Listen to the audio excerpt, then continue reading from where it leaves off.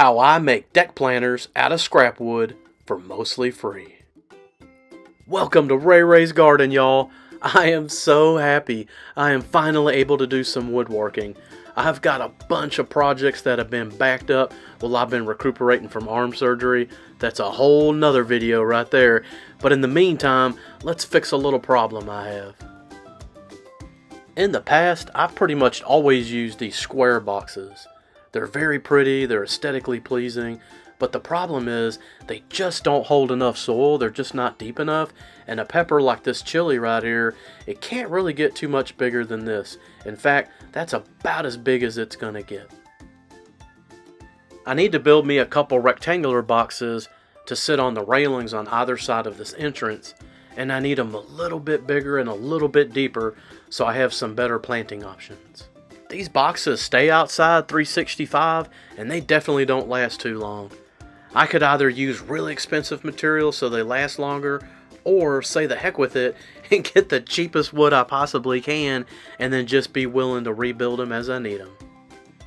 Well, we're using scrap wood here, so this wood isn't going to be perfect, but I did look for the best pieces I could, and I'm going to try to orient them so if and when they bow inward and not outward.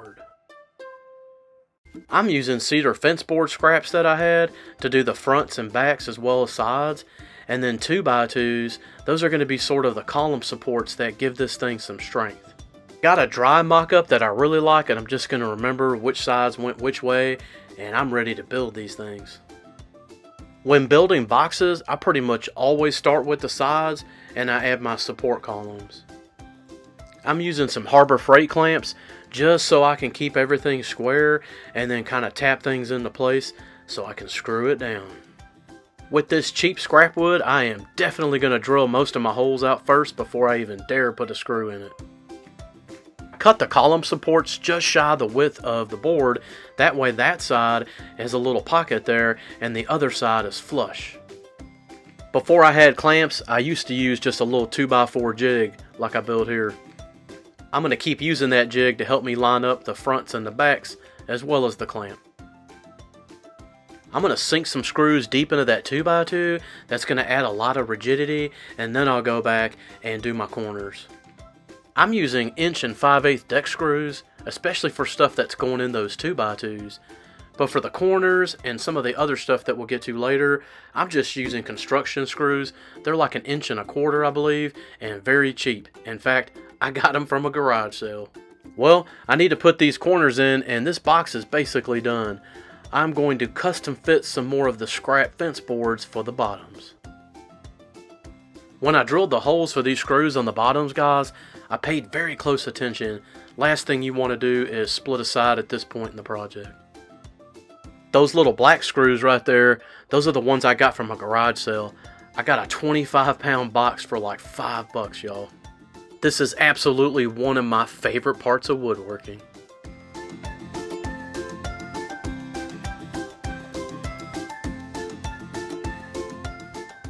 Well, we pretty much got a finished box, guys, and now off to our first controversy. Why so many holes in this box? I mean, there's a slit going down through the middle. Won't all the water come out of there? In a box like this, guys, you're going to need as much drainage as you possibly can. I'm going to be using a water-soluble fertilizer pretty much all season long. These boxes are going to be sitting on the railings, and I want a small gap in between the holes and the railing itself. That way they can drain properly. I'm using a deck board that's like a hair bigger than the actual railing, and I'm going to use it as a guide. That way I know exactly where to put my 2x2 supports. Those 2x2s are about 18 inches long, and once I attach them on there, they'll act as a nice way to keep that box from falling off the deck.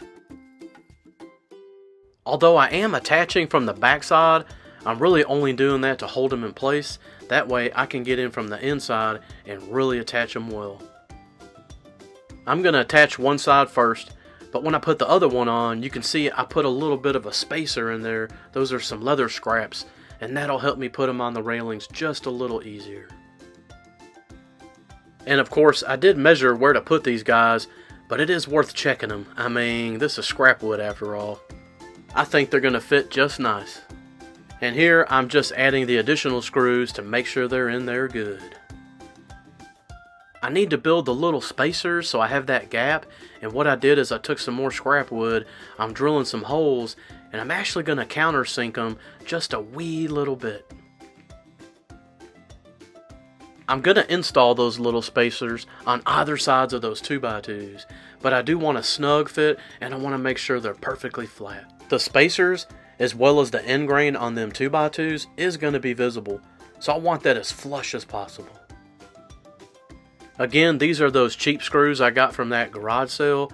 They are coated though, and something like this, I do want something that is protected, because as things rust or that metal starts to break down, every time moisture gets on it, it will leave like a black residue. In fact, if you've ever seen like a fence and there's like what looks like a black drip going down it, chances are somebody skimped out on the screws.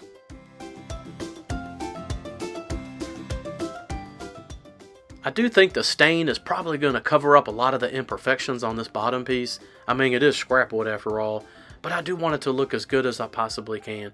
So I take a little extra time and really make sure things are flush. One final check, guys, and it's time to get out the sander. As I'm sanding here, guys, I'm not going 100%. In fact, I'm probably going closer to 70 or 80%. I do want a clean surface, but I want some of that beautiful character to shine through from the scrap wood. See what I mean? I took one of the old sanding discs and I'm kind of making my way into some of those tight edges, because again, this is an area that will have high visibility. I'm sanding these boxes not just to improve the look of the wood, but I'm also getting ready for stain. That's why I went with an 80 grit. Really opens up those pores. I'm using my sander at an angle to create a chamfer around the edge of this box.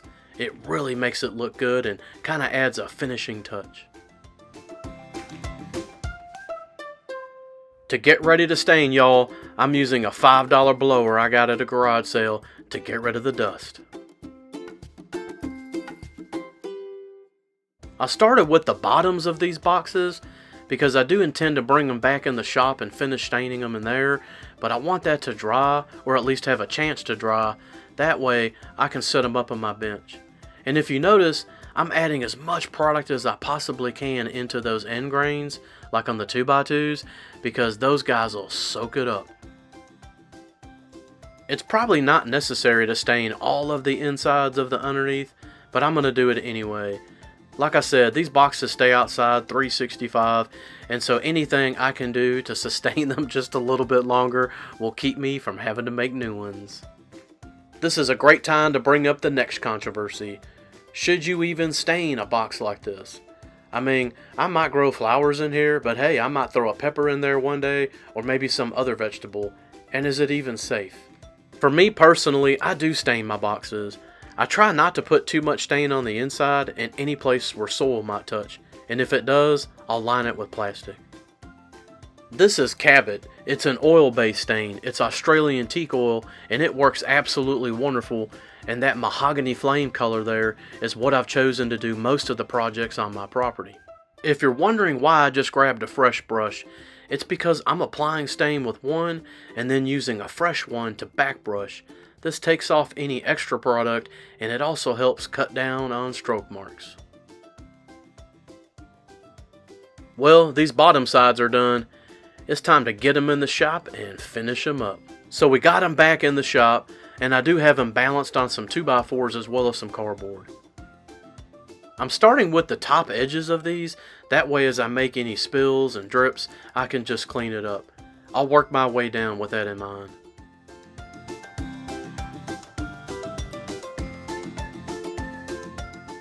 As I do the fronts and the backs, I'm going to do that same technique.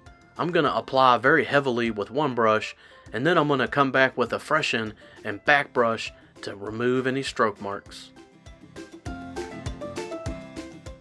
Well, I'm pretty happy with how these came out, y'all.